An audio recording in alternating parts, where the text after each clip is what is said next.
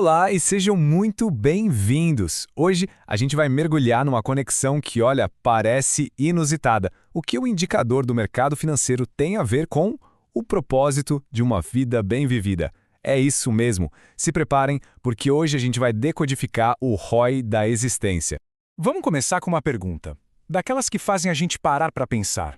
Como é que se mede o sucesso de uma vida? Sabe, a resposta mais comum, a que vem na ponta da língua, geralmente envolve coisas externas, né? Conquistas, bens, status. Mas e se existisse uma outra forma? Uma métrica mais profunda, mais interna, para a gente avaliar a nossa própria jornada? Ok, então para a gente construir essa ponte, primeiro a gente precisa entender o conceito original. O que é esse tal de ROI? Bom, ROI significa retorno sobre o patrimônio líquido. É uma das medidas mais importantes do mundo das finanças. Sério, de forma bem simples, ele mostra o quão boa uma empresa é em gerar lucro com a grana que os próprios acionistas colocaram nela. E a fórmula por trás disso? Olha, é super simples, mas o poder dela é gigantesco. É só pegar o lucro líquido e dividir pelo patrimônio líquido. Simples assim. É uma razão, uma proporção que diz tudo sobre a performance. Pensa comigo, quanto mais lucro se consegue gerar com o mesmo capital, mais eficiente é a empresa, certo? É um raio-x da eficiência. Mas um alerta importante aqui. Um ROI nas alturas nem sempre é motivo para comemorar. Por quê? Porque ele pode vir de lugares bons, como uma margem de lucro gorda ou um uso super eficiente dos ativos, o que é ótimo. Só que ele também pode ser inflado por um excesso de dívidas. É a famosa alavancagem financeira. Ela aumenta o retorno? Aumenta, mas ao mesmo tempo aumenta e muito o risco da empresa quebrar. Guardem bem essa palavra, alavancagem. A gente vai voltar nela. E agora é que a coisa fica fascinante.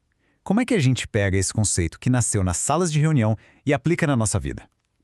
Bem, vamos fazer uma viagem no tempo, uma transição socrática. Vamos sair da planilha de Excel e aterrissar direto na Ágora de Atenas. Imaginem a cena. Grécia Antiga. Sócrates se aproxima e nos lança uma pergunta. Me diga, caro amigo, se um homem possui um tesouro trancado num baú, mas nunca o utiliza, ele é verdadeiramente rico? A resposta, claro, parece óbvia. Não. Ele seria só um vigia de um monte de metal sem uso, não é mesmo? E é exatamente aqui que a nossa estratégia do povo entra em cena, conectando os pontos. Vamos usar os tentáculos da inteligência para unir finanças e existência humana e, com isso, criar um verdadeiro plano de ação. O diálogo continua.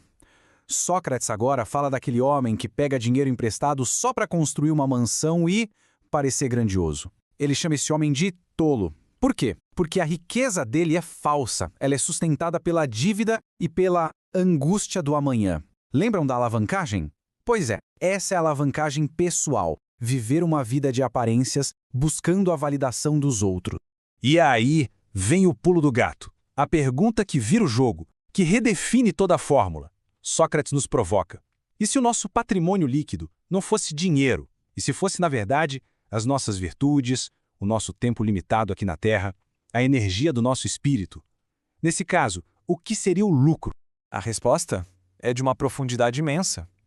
O lucro da vida, nesse caso, seria a paz de espírito, a alegria de agir corretamente, a qualidade dos dias que a gente vive. Esse é o lucro que realmente importa. Esse é o verdadeiro retorno sobre o nosso capital existencial. E olhem que comparação fantástica. Pensem só. Uma pessoa pode ter um patrimônio gigantesco. Muita inteligência, saúde de ferro, tempo de sobra. Mas se isso tudo gera pouquíssima serenidade, o seu ROI de vida é baixíssimo. Agora imagine o contrário. Alguém com pouco patrimônio, talvez um corpo mais frágil, poucas posses, mas que consegue extrair uma felicidade imensa e constante de cada momento. Essa pessoa tem um ROI de vida elevadíssimo. Então, aqui a gente consegue ver a analogia completa, lado a lado. O patrimônio líquido são nossos talentos, nosso tempo, nossa saúde, nossos valores. O lucro líquido, momentos de presença, de paz, de satisfação. A alavancagem, o perigo, viver de aparências, para atender a expectativa dos outros. E o que é um ROI alto na vida? É a eficiência máxima, viver plenamente com o que se tem, sem desperdiçar energia. Vamos focar um pouco mais nesse perigo, o da alavancagem pessoal, porque isso é crucial. Viver para as aparências, sabe? Viver com base no que os outros esperam da gente, isso gera um custo altíssimo. Um custo de estresse, de ansiedade, que pode levar a uma verdadeira falência emocional.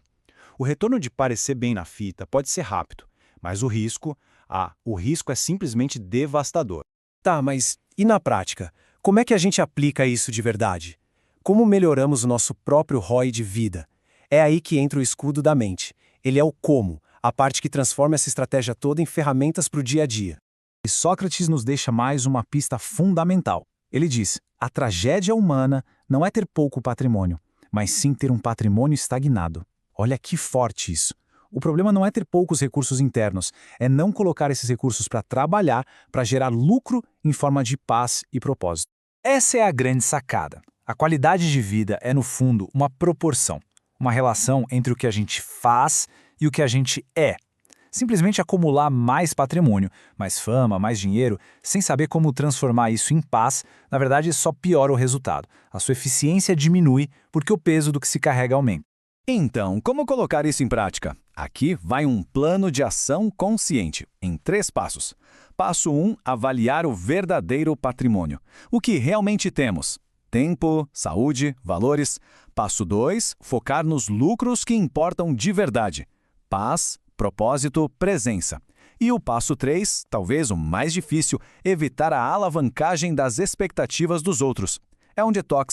Muito bem, agora vamos juntar todas as peças do quebra-cabeça e transformar isso nas 3 lições-chave desse nexo de ideias que a gente explorou hoje. Resumindo, então, aqui estão os 3 pilares do ROI da vida. Primeiro, a visão da coruja, o nosso porquê. A verdadeira riqueza não é ter, é converter a existência em propósito. Segundo, a estratégia do povo, a conexão.